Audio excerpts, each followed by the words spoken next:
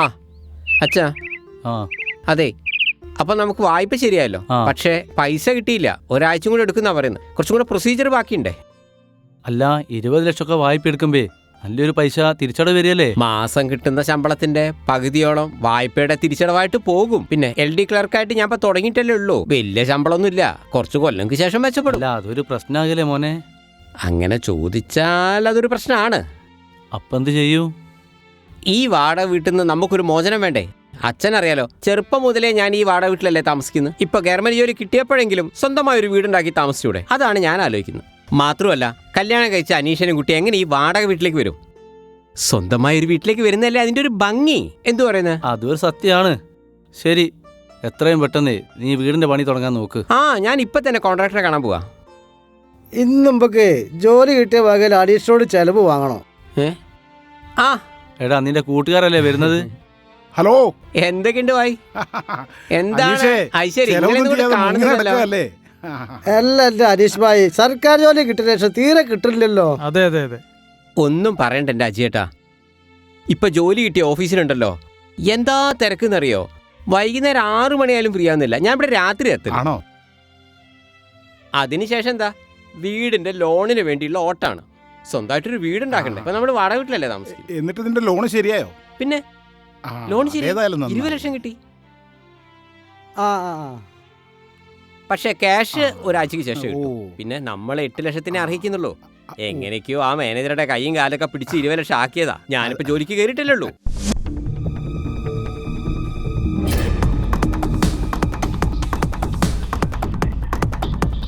Hello madam, ഒരുത്തനെ കിട്ടിയിട്ടുണ്ട്. Government സർവീസിൽ ജോലിയുള്ളവനാ. ഇപ്പൊ അവന്റെ കയ്യിൽ 20 ലക്ഷം രൂപയുണ്ട്.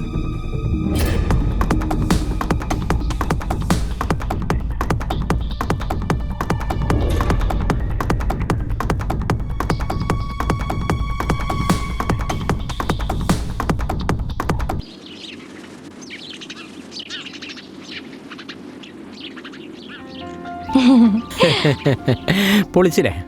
സർക്കാർ സർവീസിന് കയറി 1 മാസം കൊണ്ട് വായ്പ ശരിയാക്കിന്ന് കേട്ടോ. അതും 20 ലക്ഷം. മിടുക്കൻ.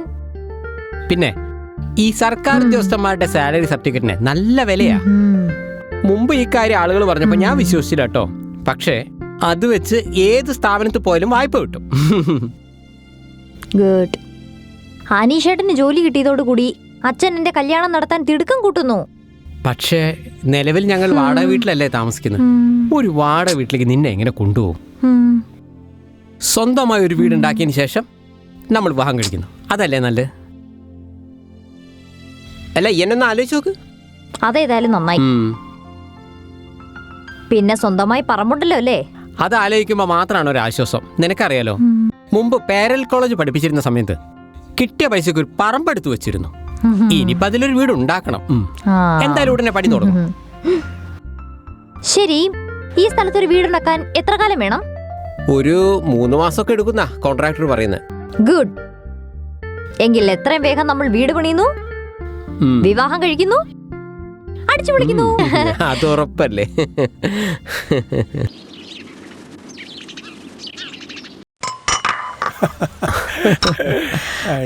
അത് ശരി, ഈ പറമ്പല്ല വേറെ ലെവലായല്ലോ. ഇങ്ങനെ ചെയ്തു വെച്ചോണ്ട് ലോറി എളുപ്പത്തിൽ കയറും അല്ലേ?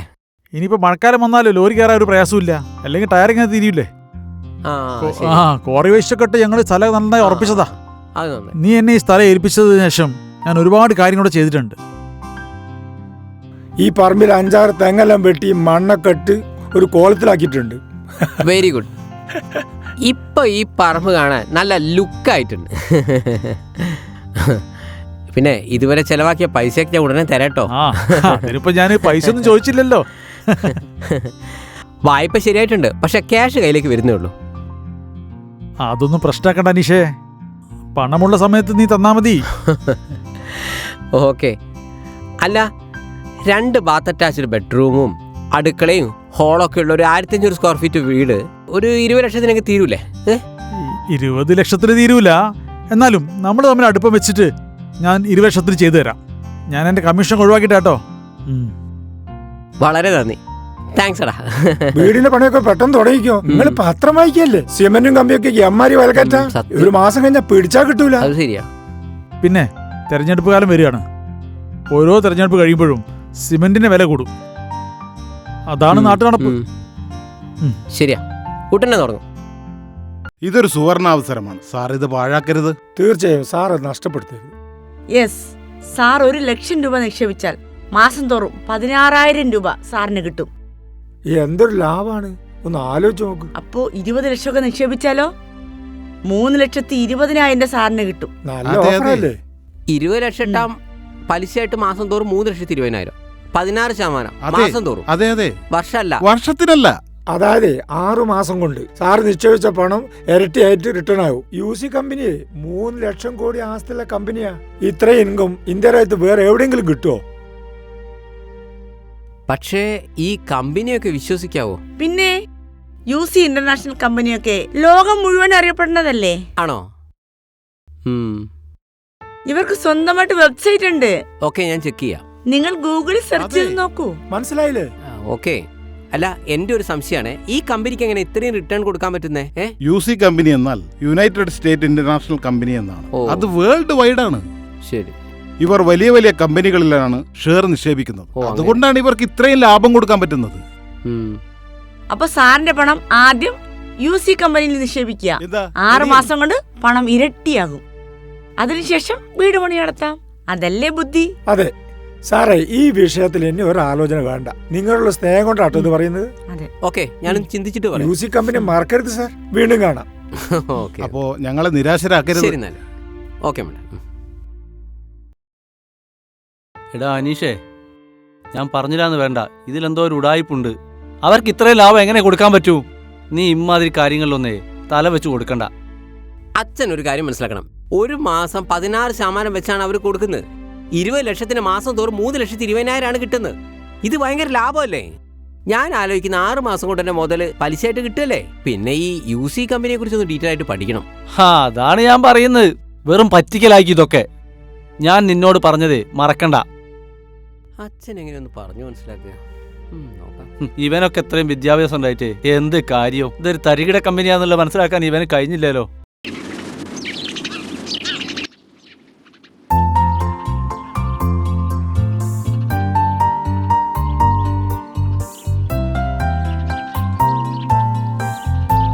അതെ, ഞാൻ നമ്മുടെ ഭാവിയിലെ കല്യാണക്കത്തെ DTPയിലെടുത്തേ.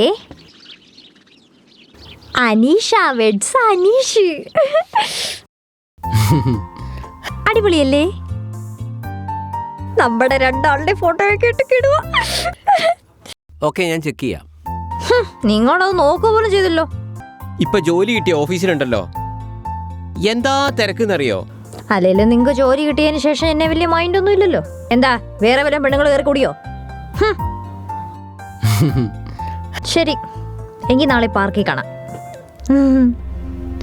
ബൈ. ഓക്കെ.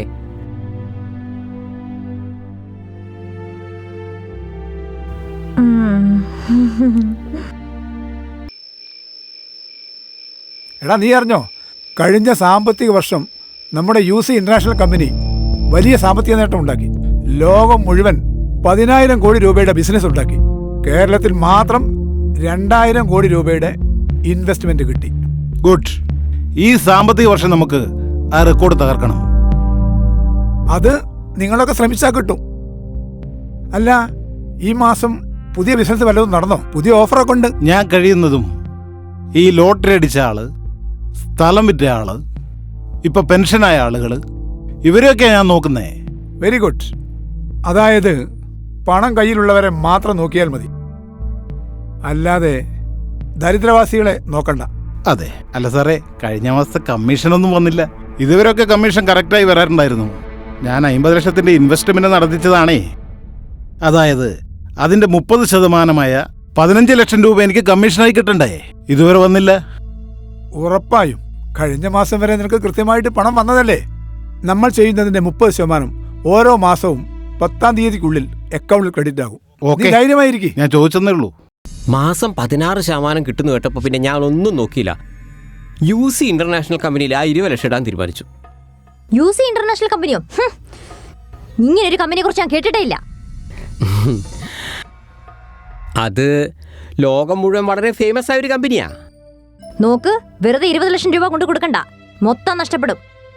ഇവളെ എങ്ങനെയൊന്ന് പറഞ്ഞു മനസ്സിലാക്കുക? മുമ്പ് ഇതുപോലുള്ള കമ്പനികളെ കൊണ്ട് പൈസ ഇട്ട് കുറെ പേര് നശിച്ചു പോയിട്ടുള്ളതാ. നോ, അതൊരു സ്റ്റാൻഡേർഡ് കമ്പനിയാണ്. നീ ആരോടെങ്കിലും ചോദിച്ചു നോക്ക്. ഞാൻ നെറ്റിലൊക്കെ സെർച്ച് ചെയ്ത് നോക്കി. ആ കമ്പനിയെക്കുറിച്ച് കൃത്യമായി പഠിച്ചു. വെറും 6 മാസം കൊണ്ട് പണം ഇരട്ടിയാവും. UC കമ്പനി വേറെ ലെവലാ. ഇത് ഭയങ്കര ലാഭമാണ്. പിന്നെ ലാഭമല്ല, കോപ്പാണ്. അയ്യോ. നോക്ക്, ഒടുവിൽ നിങ്ങൾക്ക് മുഴുവൻ പണവും നഷ്ടപ്പെടും. ഒരു UC കമ്പനി. എനിക്ക് തോന്നുന്നു ഒരു ഉടായ്പ കമ്പനിയാണെന്ന്. മാത്രല്ല, നിങ്ങൾ ഇനി വീട് പണി ഇപ്പൊ തുടങ്ങും. വീട് പണി ഒരു 6 മാസത്തേക്ക് ഞാൻ നീട്ടി വെച്ചിരിക്കുകയാണ്. അപ്പോഴേക്ക് ഈ 20 ലക്ഷം 40 ലക്ഷം ആവും. ഇത് ഭയങ്കര ലാഭമാണ്, ആലോചിച്ച് നോക്ക്. അപ്പൊ നമ്മുടെ വിവാഹം അത് ഒരു കൊല്ലത്തേക്ക് അങ്ങ് നീട്ടിയാലോ? നീ ഒന്ന് അഡ്ജസ്റ്റ്. കഷ്ടം. അപ്പൊ നിങ്ങൾ ഈ ഉടായ്പ കമ്പനി പണം നിക്ഷേപിക്കാൻ തീരുമാനിച്ചോ? അത് മാക്സിമം. ഈ തീരുമാനത്തിന് നിങ്ങൾ വലിയ വില കൊടുക്കേണ്ടി വരും, നോക്കിക്കോ. ഇത് കാര്യം നിനക്ക് ആ കമ്പനിയെ കുറിച്ച് ഒരു ഐഡിയ ഇല്ലാത്തതുകൊണ്ടാ. ഓ പിന്നെ ഞാൻ അതിന്റെ പ്ലാനൊക്കെ പറഞ്ഞുതരാം. ഗവൺമെന്റ് സ്ഥാപനത്തിലല്ലാതെ പ്രൈവറ്റ് സ്ഥാപനത്തിലൊന്നും ഇന്നേ വരെ ഞാൻ പൈസ നിക്ഷേപിച്ചിട്ടില്ല. അല്ല, നിങ്ങൾക്ക് ഈ UC കമ്പനി നിക്ഷേപിച്ചിട്ട് എല്ലാ മാസവും കൃത്യമായി പലിശ കിട്ടുന്നു എന്ന് പറയുന്നത് സത്യമാണോ? പിന്നെ ഞാൻ 3 വർഷം മുമ്പേ 1 ലക്ഷം രൂപ UC കമ്പനിയിൽ നിക്ഷേപിച്ചതാ. കൃത്യമായി 16,000 രൂപ വെച്ച് പലിശ എല്ലാ മാസവും കിട്ടുന്നതാ. അടുത്ത മാസം ഞാൻ 2 ലക്ഷം ഇടാൻ പോകുന്നതാ.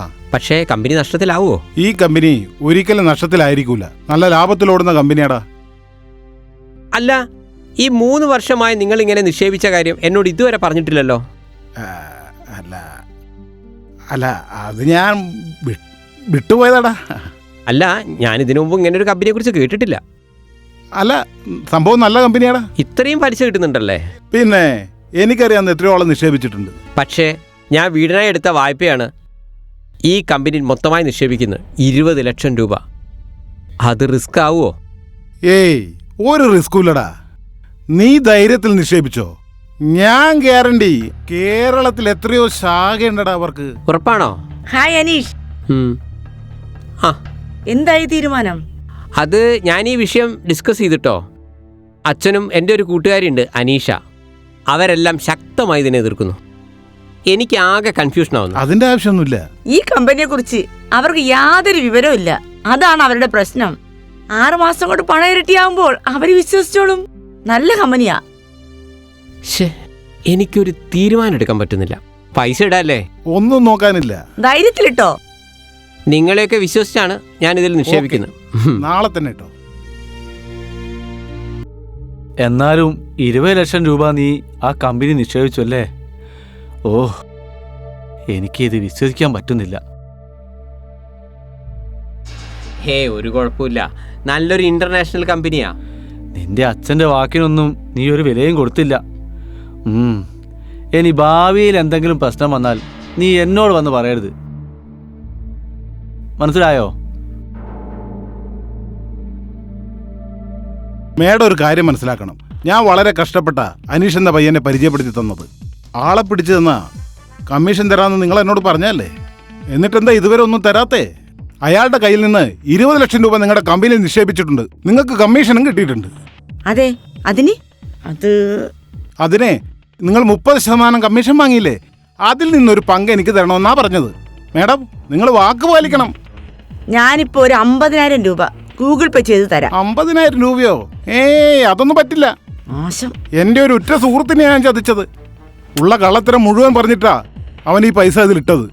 2 ലക്ഷം രൂപയെങ്കിലും എനിക്ക് കിട്ടണം. എന്നാലേ ഞാൻ കഷ്ടപ്പെട്ടതിന് കാര്യം ഉണ്ടാവൂ. മോശം. ഞാനിപ്പോ 1 ലക്ഷം രൂപ തരാം. 1 പക്ഷേ ലക്ഷം ഉള്ളൂ? എനിക്ക് ഇനി ഇതുപോലത്തെ വർക്കൊക്കെ പിടിച്ച് തരണം. അത് ഞാൻ ഏറ്റു. പക്ഷേ പൈസ എനിക്ക് റെഡിക്ക് തരണം. ശരി.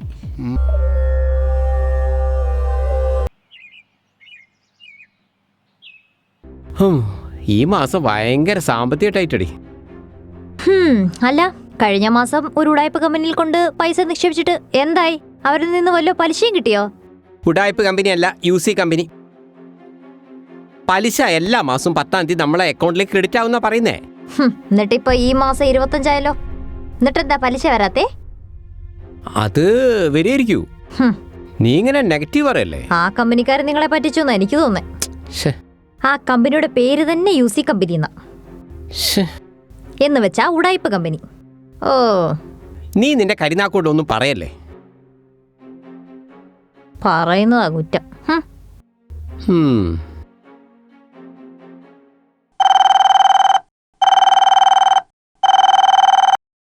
ഹലോ, ആ പറയൂ സാർ.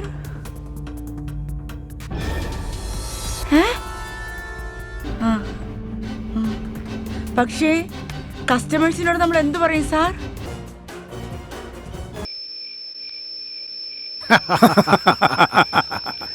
അങ്ങനെ UC കമ്പനി എന്ന ഉടായ്പ കമ്പനി എന്നേക്കുമായി പൊട്ടി. എത്രയോ വിഡ്ഢികളുടെ പൈസ ആവിയായി. ബിറ്റെന്താണെന്നറിയോ? കൂടുതലും മലയാളികളുടെ പണമാ നഷ്ടമായത്. അത്യാർത്ഥി മൂത്ത് പണം നിക്ഷേപിച്ചതല്ലേ, അല്ല, അനുഭവിക്കട്ടെ. എനിക്ക് ഇവരോടൊന്നും സെന്റിമെന്റ്സ് ഇല്ല. സത്യം, ഈ ലോകത്ത് പറ്റിക്കാൻ എളുപ്പമുള്ള ഒരു ജനവിഭാഗമാണ് പ്രബുദ്ധരായ മലയാളികൾ. അതെന്ന് ചോദിക്കാനാണ്. പണ്ട് ആട്, കോഴി, മാഞ്ചിയം എന്ന് പറഞ്ഞ് കുറേ പേരെ പറ്റിച്ചിട്ടുണ്ട്. എന്തിന്? കേരളത്തിൽ എത്രയോ മണിച്ചേനുകൾ വന്നിരിക്കുന്നു. എത്രയോ പേർക്ക് കോടികളാ നഷ്ടപ്പെട്ടത്. കാര്യം UC കമ്പനി ഉടായിപ്പ് കമ്പനി ആയിരുന്നെങ്കിലും ദോഷം പറയരുത്. നമ്മളെ പോലത്തെ ഏജന്റുമാരോട് സത്യസന്ധത കാണിച്ചു. നമ്മുടെ 30% കമ്മീഷൻ കൃത്യമായി അക്കൗണ്ടിൽ എത്തിയിരുന്നു. നമ്മളെ ഒരിക്കലും അവർ പറ്റിച്ചിട്ടില്ല. അത് സത്യം. ഓഹോ, അങ്ങനെ വീട് പണിയാൻ വെച്ചിരുന്ന 20 ലക്ഷം രൂപ അങ്ങ് പോയി കിട്ടി അല്ലേ? Very good. നിങ്ങൾക്ക് അങ്ങനെ തന്നെ വേണം. അനീഷേ, നീ എന്റെ ദുഃഖത്തിൽ സന്തോഷിക്കുകയാണല്ലേ? അതെ, ഞാൻ സന്തോഷിക്കും. ശോ, നിങ്ങളോട് ആ ഉടായ്പ കമ്പനി പണം നിക്ഷേപിക്കരുതെന്ന് ഞാൻ ഒരു 100 പ്രാവശ്യം പറഞ്ഞതല്ലേ? എന്നിട്ട് കേട്ടോ? അത് പക്ഷെ ഏതൊരു മാളവിക അവള് കയ്യും കടം കാണിച്ചപ്പോ നിങ്ങൾ ആ വീട് പണിയാൻ വെച്ച പണം മുഴുവൻ കൊടുത്തു. നീ ഇങ്ങനെ ശവത്തു കുത്തല്ലേ. I am sorry. എനിക്കൊരു അബദ്ധം പറ്റി. ഞാൻ എന്താ ചെയ്യാ? ഞാൻ അവര് പറഞ്ഞ് വിശ്വസിച്ചു. എന്തബദ്ധം? നിങ്ങൾ ബോധപൂർവം തന്നെ ഈ മിസ്റ്റേക്ക് ചെയ്ത, അതല്ലേ സത്യം? ഇനി ഞാൻ എന്ത് ചെയ്യും? വീട് പോയി, പൈസ പോയി, എല്ലാം പോയി. ഇപ്പോൾ അച്ഛൻ എന്നെ കുറ്റപ്പെടുത്തുന്നു, നാട്ടുകാരെന്നെ കുറ്റപ്പെടുത്തുന്നു. ഞാൻ എന്താ ചെയ്യാ? എനിക്ക് മതിയായി. ഒരു ഇന്റർനാഷണൽ കമ്പനി ഇങ്ങനെ പൊട്ടുന്നു ഞാൻ കരുതിയില്ല. നാട്ടുകാരോടൊപ്പം, അച്ഛനോടൊപ്പം. ഇനി നീയും കൂടെ എന്നെ കുറ്റപ്പെടുത്തുക? നിനക്കെങ്കിൽ എന്റെ വിഷമം മനസ്സിലാവുന്ന ഞാൻ വിചാരിച്ചു. എനിക്ക് മതിയായി. ഇനി നമ്മൾ തമ്മിൽ ഒരു ബന്ധമില്ല. ആ മാളവിയെ കെട്ടിപ്പിടിച്ചിരുന്നോ? Good bye. എടി അനീഷ, എടി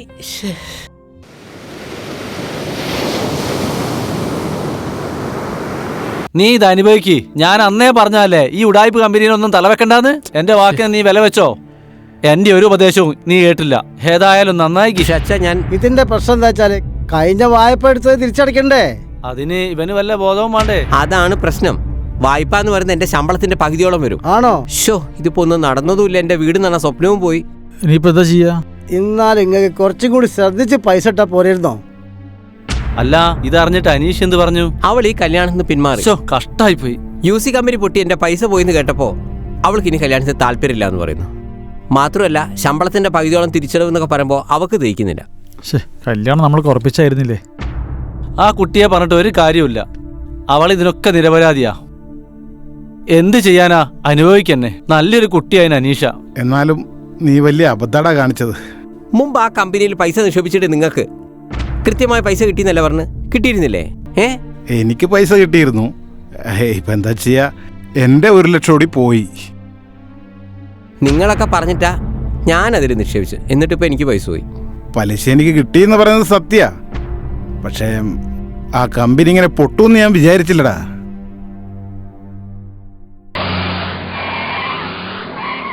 എന്താ അടുത്ത പരിപാടി? നമുക്കെന്തെങ്കിലും ജോലി വേണ്ടേ? ഉണ്ടല്ലോ, അവർ പുതിയ കമ്പനി തുടങ്ങുന്നുണ്ടോ? അവർ ചൈനയുടെയും ഇംഗ്ലണ്ടിന്റെയും പേരിൽ പുതിയ കമ്പനി തുടങ്ങുന്നു. ഓഹോ, വെരി ഗുഡ്.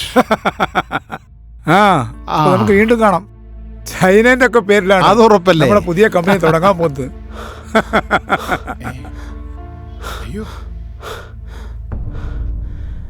നിങ്ങളുടെ UC കമ്പനി പൊട്ടിന്ന് കേട്ടു, ശരിയാണോ? ശരിയാണ്. അതങ്ങനെ സംഭവിച്ചു പോയതാണ്. ഞാൻ ആ കമ്പനിക്കെതിരെ കേസ് കൊടുക്കും. ഒരു അമേരിക്കൻ കമ്പനിക്കെതിരെ കേസ് കൊടുക്കും. ഇയാള് ന്യൂയോർക്ക് പോയി കേസ് കൊടുക്കും. കേസ് കൊടുക്കണമെങ്കിലേ ന്യൂയോർക്കിൽ പോണ്ടി വരും. അമേരിക്കൻ കമ്പനിയാ. മാത്രവുമല്ല, വിപണിയിലെ ലാഭനഷ്ടങ്ങൾക്ക് വിധേയമാണ് വരുമാനം. അത് നിങ്ങളെ ബോണ്ടിൽ എഴുതിയിട്ടുണ്ട് ബായ്. ബോണ്ടൊന്നും വായിക്കാതെയാണോ ഒപ്പിട്ടത്? ശ്ശെ. വിപണിയിൽ നഷ്ടം വന്നു, ഞങ്ങൾക്കാർക്കും ഉത്തരവാദിത്തം ഇല്ല. അത്രേ ഉള്ളൂ. അപ്പോ നിങ്ങൾക്ക് ആർക്കും ഇതിൽ ഒരു ഉത്തരവാദിത്വം ഇല്ല? ഇല്ല, അങ്ങനെ പറഞ്ഞു കൊടുക്ക്. കാരണം ഞങ്ങളാരും ആ ബോണ്ടിൽ സൈൻ ചെയ്തിട്ടില്ല. അന്ന് എന്നെ ചേർത്താൻ വന്നപ്പോ എന്തൊക്കെയാ പറഞ്ഞ്? ഇനിയെങ്കിലും നിക്ഷേപം നടത്തുമ്പോൾ ഒന്ന് ശ്രദ്ധിക്കണം ബൈ. അത് തന്നെ. Good bye. നിനക്കൊക്കെ ഞാൻ വെച്ചിട്ടുണ്ട്. ഓ കാണാം. എന്തായാലും ഞാൻ കേസിന് പോകും. ഇവനൊക്കെ നമ്മളെ എന്ത് ചെയ്യാനാ?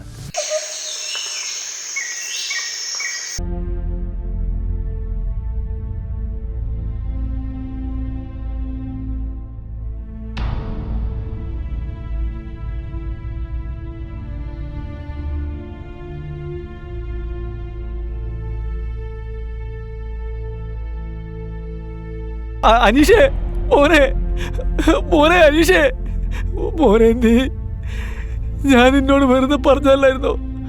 വിഷമിപ്പിക്കാൻ വേണ്ടി പറഞ്ഞാണോ? മോനെ നീ എന്നെ വിട്ടു പോയോ? മോനെ